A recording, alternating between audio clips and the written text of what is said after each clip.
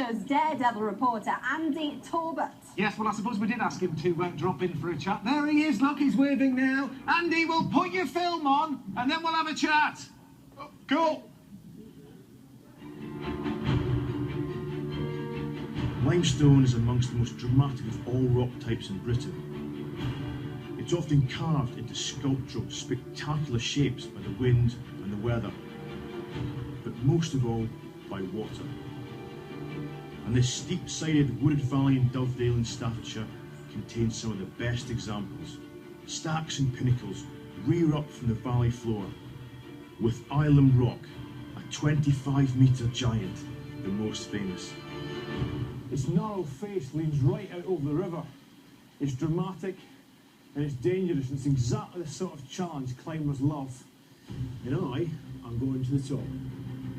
These pinnacles are amongst the most unusual rock formations in the country, and the climb will test me. I'm a decent climber, but the porous and unstable limestone can catch you out. It's a soft rock, which is soluble in water. The stacks are all that's left after millions of years of erosion have taken their toll on what was once a massive slab. How then is that still standing?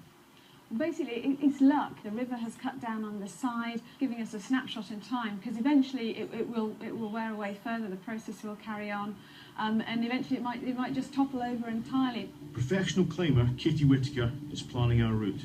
She'll summit first and lower the safety rope that'll protect me if I fall. She knows Island Rock and its reputation well. That could be a tricky bit where the tree is, just because it doesn't look like there's many features on it to hold on to. Straight up the corner and then through the little overhang at the top. And it might be a little bit loose up there. It looks so loose at the top. Yeah. It's good that it steepens out just when you're tired at the very end of the climb. Yeah. When your arms are full of lactic acid. Yeah. That's the acid that creates the burning sensation when your muscles are overworked. It's a familiar pain to athletes, and it robs you of strength.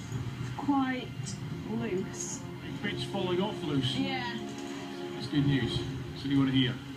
Towards the top, and as Katie reaches the hardest part, it becomes obvious that for me, this is going to be a tough climb. This is scary. As you get to that last bit where your arms are tired, the rock goes from vertical to this overhang, and everything becomes so much harder to hang on. Okay, it's pretty small up here. I think it's going to be more of a struggle than I expected. I can see that the rock there is just so loose, and all this vegetation is just breaking it up as well. It's quite wet.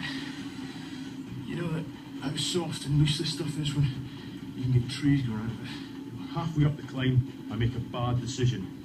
Katie went left, and I go right. Whoa.